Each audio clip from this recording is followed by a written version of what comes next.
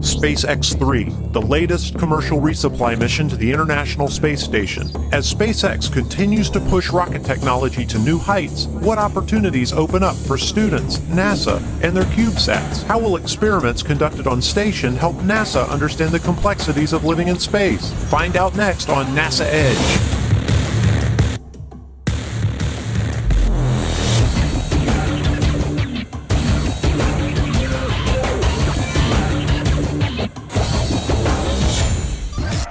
We're finally back here at the Kennedy Space Center for another live show. You're watching NASA Edge after a brief delay. A month. A month, yeah. Brief month. Here on April 14th, SpaceX 3, the resupply mission to the ISS, and the launch of the Alana 5 CubeSats is finally going to get underway. Well, welcome to the best of the SpaceX 3 Scrubbed launch show. I tell you what, this was the third attempt at the time when we were doing the live show. The first attempt we went down, we did the pre-packaged interviews, and it was scrubbed before we even got to the press site. And then the second attempt happened before we went down to KSC. So you figure third time's a charm. We're in the middle of the live show, 20 minutes in, scrubbed again. And I was right in the middle of an interview when I got the word that the launch was scrubbed. But we had all of the SMEs, we had all of our students from the CubeSats there. So we actually shot everything as if the show were going on and the launch was going to be live.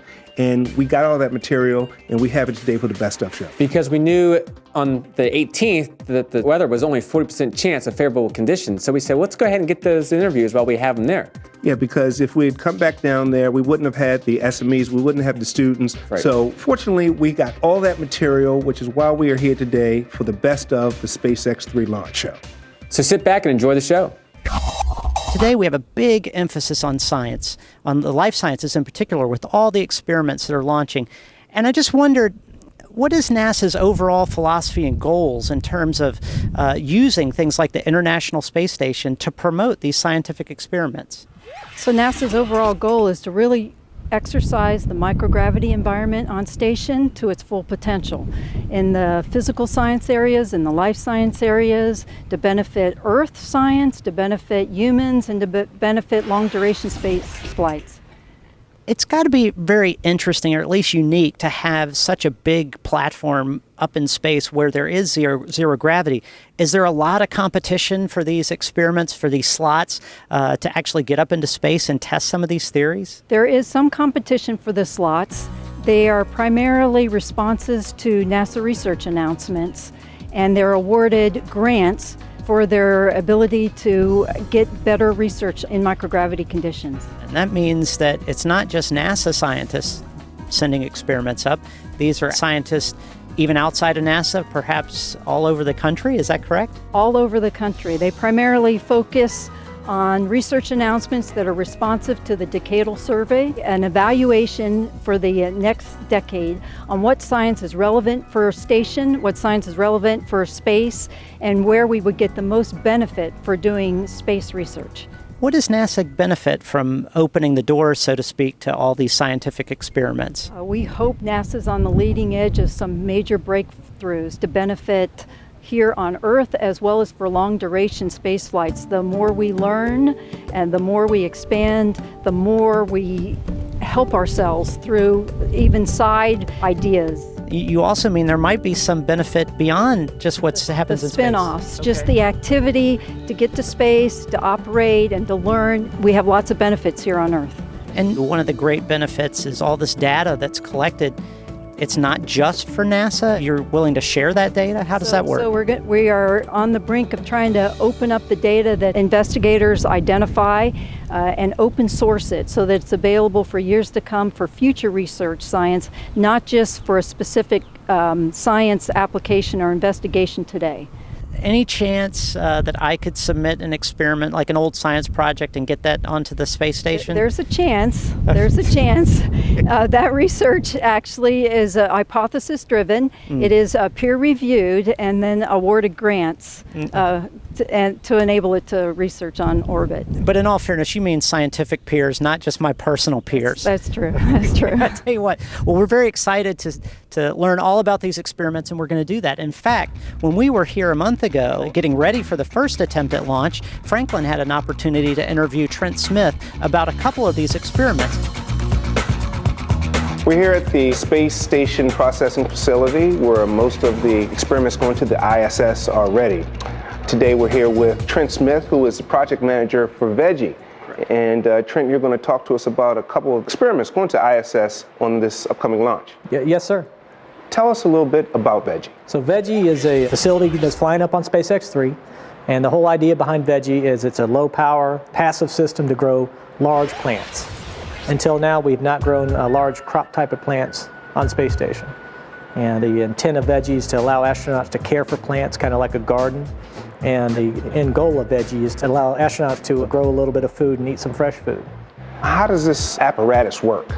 You have the LED light cap, which has red light, which plants need, and it has green lights really for the astronauts, because when they're looking at their plants, the first thing you see is the plant that you're going to eat, and if it doesn't look appetizing, chances are they won't want to eat it. So the green light's really for the astronaut. And so you have the LEDs to give the plant the light they need, and then you have these pillows for the roots to grow down into, the plant to grow up out of, and below the pillows, what we call the root mat, and it has additional moisture and nutrient content for the plant. How do the astronauts get water into the Veggie system? So we have a water bag, and we have a three-way valve with the tubing, and they use a syringe to pull the water into the syringe, then they'll actuate the valve, and then they'll deploy the plunger and put the water into either the root mat or the pillow. The water gets in there, it has a time-release fertilizer, and the wicking material allows the media to come up to the seed germinates, the roots go down, plant goes up, and hopefully you got some happy lettuce. Okay, so while the plants are growing on the ISS, you're also going to be growing plants here. Right, so here at Kennedy Space Center we have our chambers which match exactly the parameters on board Space Station. Space Station has a variable carbon dioxide level that ranges between 3,000 and 4,000 parts per million. So that's pretty high. Plants, a lot of plants like that, some plants don't. So what we do is we match that to make sure that the only variable that changes is gravity, and that's the value of comparing a ground steady to an on-orbit steady. Veggie's a very interesting experiment, but you're also working with another one called Apex. Tell us a little bit about it. Right, so we have our project manager here at NASA for that's Jose Camacho, and our principal investigator is Dr. Hammond. And Dr. Hammond's using yeast as his model organism to investigate microgravity effects. And he's using a facility aboard Space Station built by a company called NanoRacks. NanoRacks has this plate reader on orbit, and we also have plate readers here at Kennedy Space Center for our ground controls. And he's using yeast as a model organism because it's very similar to human cells. And he has fluorescent biotags in it, and as the yeast go through their metabolic pathways, these biomarkers will turn off and on and give him a tremendous amount of data about what's going on. And he has a clinostat here at Kennedy to also confuse the gravity for the organism by spinning. So the clinostat is actually going to spin to kind of disorient the G vector. The G vector Yes. of the yeast so that it doesn't know which way is up, Yes, making sir. it think like it's in... It just doesn't know which way the G is. Right. So between having where you know the G vector and then the other ground control where the G vector's confused, and then in microgravity where there is no G vector, then he's going to get a tremendous amount of data.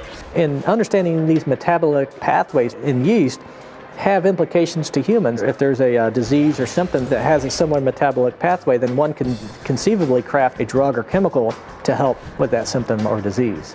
Why do we do these types of tests? We do these types of tests because at the end of the day, if we're going to go out into the solar system, think of veg, we're going to need to eat food. And in many cases, we think we're going to need a bioregenerative system that involves, in some capacity, plants. You're going to have gray water that the plants can clean and use. You're going to have all these closed systems that we're going to have to refine. So Space Station's a perfect test bed for these types of technologies so we can go out to Mars and these other destinations.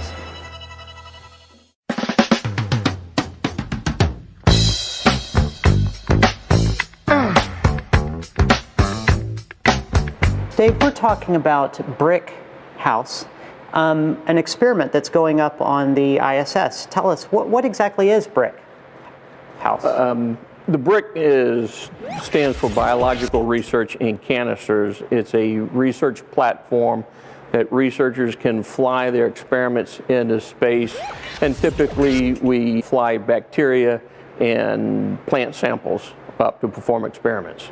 How does it actually do the science that you put in it? BRIC is a fairly small container compared to most experiments on the station. This small little polycarbonate block allows us to take the samples from the scientists, put them in Petri dishes, insert that Petri dish into 6 what we call Petri dish fixation units, which we then load with either a growth solution or a fixative solution. If we want something to grow, we inject the growth solution. If we want to stop all the biological processes, then we inject the fixative solution. But that all happens on orbit. So we usually have a complement of 4 brick canisters that fly up. They'll spend however much time is dedicated to growth, and then the astronauts basically take a small caulking gun, and we have a rod, a metal rod that we insert into that. The astronauts will insert that rod into the Petri dish fixation unit that forces the piston down that drives that fluid into the Petri dish itself. So it keeps them separated from the biological specimens inside, and once that happens, the experiment is generally completed. Once completed, they go into storage or get ready for flight back. Do the astronauts use the gun for anything else, like caulking potential leaks in the ISS or anything like that? No, they can't use it for that, but we recently devised a plan that if that actuator tool, is what we call it, does fail, we have gone through an exercise where we're going to go have the astronauts get a hammer to go perform that function for us. What cannot be fixed by a hammer? Everything can be fixed by a hammer usually. Stop! Hammer time! So Ralph, we have one more science experiment to talk about, and that's BioTube, and I think we're saving the best for last. Yes, you are. So tell me a little bit about BioTube. BioTube is an experiment that's flying to the International Space Station that's basically designed to study the gravity response system of plants. How are we actually going to do that in a reduced gravity environment? We actually, in effect, substitute a gravitational field for a magnetic field. So we actually fly, as part of this experiment, high powerful magnets that these seeds are grown in the presence of magnetic fields. Inside the plant roots, we have these structures called the myeloplasts. And the myeloplasts are attracted by gravity. There's starch grains in them that tend to move the myeloplasts in the direction of root growth, which is towards gravity. However, in zero gravity or microgravity, without that field, and in the presence of magnetic field works in kind of the opposite effect. The starch grains inside these myeloplasts are diamagnetic, so they're repelled by a magnetic field. So in this case, we're going to see our roots, when they get exposed to the magnetic field, move away from the direction of the field. Now I understand we have a tight deadline for this particular experiment. Yes, we do. This payload was really a legacy payload, as we refer to them, designed for the shuttle era. So the whole content of the experiment was meant to fly on one shuttle mission, which was basically about 3 weeks or so. So what we've got here is a case where we've got biology that has a certain lifespan. These seeds are viable for a certain period of time, and we have chemicals that are designed to fix or preserve them that have a certain span of effectivity. And so we have to kind of get the whole experiment to fly within about a month, which means we have to go late load installation on SpaceX. We couldn't install it very early on, and we have to get the biology back to our labs as soon as possible after the mission. So right now we've been working very hard to organize our payload and our experiment to be able to do that in the term that we have for SpaceX 3. Now, that was just a few segments from the science portion of the show. But coming up next, we have some interviews from the Alana 5 mission, starting off with an interview that I did with Scott Higginbotham, followed up by some students in their CubeSats. Now remember, this is the best of, so if you want to watch the complete show, the hour and 30 long live portion or pseudo live portion, go to our Ustream account, ustream.tv/NASAEdge. I'm here today with Scott Higginbotham, who is the mission manager for Alana 5. Alana, the educational launch of nanosatellites 5. Yes, indeed. Scott, tell me a little bit about your job as a mission manager and what you do. Well, I help find rides for CubeSats into space, and for this particular mission, we worked with the International Space Station program and SpaceX to take advantage of some excess performance that the Falcon 9 rocket has and squeeze some P-pods onto the mission so that we can deploy some CubeSats while the Dragon goes off to the station. Now, I understand on the last CubeSat deployment, the deployers were different than they are today with the Falcon 9. Why do they change from space vehicle to space vehicle? Well, each rocket is a little different, and the environments that they present to the dispensers and the CubeSats are a little different. For this case, we had to actually help design an interface between the dispensers and the rocket. So we had a contract with SpaceX, and they designed what we call the surfboards. And there's 2 surfboards on the bottom of the second stage, and that's where we've mounted the 4 P-pods that we're flying on today's mission.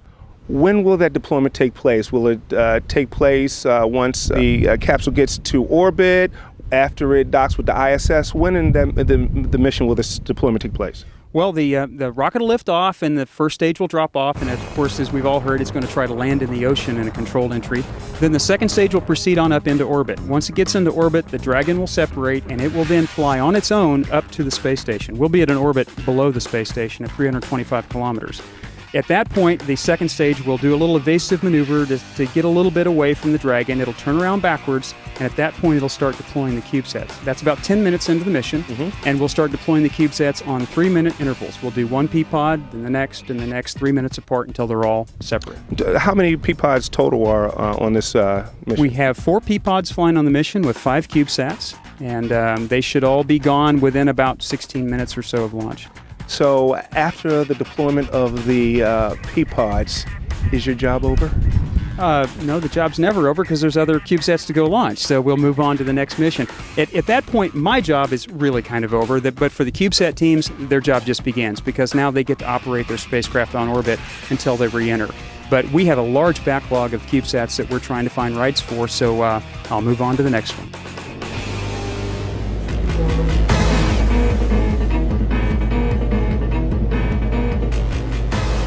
We want to find out about these CubeSats. So, Gabrielle, I just wanted to ask you, All-Star Thea, right? Is that right? Yeah, that's correct. So could you tell me a little bit about what All-Star Thea is? So All-Star Thea is a 3U CubeSat, which means it measures about 10 by 10 by 34 centimeters. So the goal of All-Star is to be a modular CubeSat bus, which means that it provides kind of the fundamental operations necessary for a satellite, like communications, attitude determination, power, and then the other half of the CubeSat is reserved for a science payload, so you can really plug and play with different payloads. Okay, so then is Thea your payload then for this? Yeah, so Thea is an optical imaging telescope. It's basically a 5-megapixel camera that we're going to point at the Earth and take pictures with. It'll prove out all the systems on the All-Star bus. Well, do you have any potential targets you're looking at with these photos, or? We're trying to look at mostly major landmarks, pick out rivers or items that are really easy to kind of identify on a map. And it is mostly a technology demonstration for this first one, but with future payloads we hope to refine the design. It has a lot of potential, I think. Matt, now your CubeSat is TSAT, correct? And you're from Taylor University. Yep. Tell us a little bit about TSAT and what you're trying to accomplish. Well, it's 3 primary objectives. The first one is to test the global star communication network. We're going to be mapping out the coverage of it. Well, most satellites you get very limited coverage because you have ground stations you fly over maybe twice a day. While with Global Star, we'll be able to get almost real-time feeds because we're communicating to a satellite network. So basically, avoiding the whole ground station challenge. Very, very convenient. Will obviously be very helpful to everyone down the road. How long will TSAT be traveling? I mean, obviously it's a complex test, but how long will you be maintaining this communication across satellites? It'll be 6 to 8 weeks. So it'll be orbiting from about 320 kilometers down to 100 over the course of that time, and then finally burn up. Now, is this a first satellite for you guys, or is this a long-term project? What's the history of this project? It's the first satellite to be launched. It has heritage from as far back as 2001, from TU-SAT-1, TU-SAT-2, TestSat. So we've been working on these designs and perfecting them for quite some time. So we don't owe all of our success just to ourselves, but to a long line of people who've been contributing. All-Star Thea, is that a first for your school, or have you guys done other CubeSats as well? Yeah, we actually were part of the Alana 1 program with our first CubeSat Hermes. It was just a 1U. And then I work as part of the Colorado Space Grant Consortium at the university, and they've actually done several satellites before now. The last major satellite was the Dandy that just launched in the fall, and that had a lot of successes over the course of its mission. I'm with Zach Manchester, the founder of CubeSat, which is probably the most unique CubeSat being launched on this Falcon 9 today. Tell me a little bit about CubeSat. Well, CubeSat is sort of a mothership we built. It's a 3U CubeSat, so it's 10 by 10 by 30 centimeters, about the size of a loaf of bread. And aside from sort of the usual CubeSat stuff, it has a deployer in it for about 100 of our chipsats, which we call sprites also. And these are tiny 3.5 by 3.5 centimeter, about 5-gram satellites. So these are the world's smallest spacecraft. That's just, that's incredible. Is it a deployer within a deployer? So your CubeSat is in the P-pod. That's right, which deploys. Yeah. And then now you have your deployer of your own too. That's exactly right, yeah. It's kind of a nested Russian doll kind of setup, I guess. Now, the cool thing why I'm attracted about this particular CubeSat is the fact that you actually started this program on Kickstarter. Yeah, that's right. So a couple years ago, a call for proposals for NASA's Alana program came out, and we saw that and we wanted to go for it. We had developed this CubeSat technology to a point where we felt we really had to fly it in space to sort of take that next step and advance it to the next level. And Alana, came around and it looked like a great opportunity. We really wanted to go for it. And unfortunately, we still needed some money to actually build the spacecraft hardware. And this was right around that, Kickstarter was kind of new and getting a lot of press, and I had heard about it and looked into it a little bit, and it looked like a great way to go. It looked like, something that we might be able to do, it might work out. So basically applied for the Alana launch and then put our project up on Kickstarter right about the same time. And we were, very fortunate and both panned out, and that's why I'm sitting here. Well, that concludes the subject matter expert portion of our Best Of show, which leads us to the reason we were actually at the Kennedy Space Center. To actually see the launch that should have taken place on the 14th, but didn't. Everything is go. You can see right now that the SpaceX 3 is on the launch pad, and it went off without a hitch. We got confirmation that after the launch, the CubeSats were successfully deployed, and overall, from right now, from what we can see, that launch overall has been a success. 7, 6, 5, 4, 3, 2, 1. And liftoff of the Falcon 9 rocket and Dragon. SpaceX 3 is underway. An American commercial spacecraft launching from U.S. soil makes a special delivery of new science and technology to the International Space Station. We heard from PhoneSat and CubeSat. We had a buddy of ours, Justin Foley, who was somewhere in the Midwest tracking the CubeSats and got confirmation from CubeSat and PhoneSat. And what about the Falcon 9 lower stage? That's right. They were testing that first stage because at some point they want to retrieve that first stage and actually will land on dry land. So that's actually a pretty cool technology.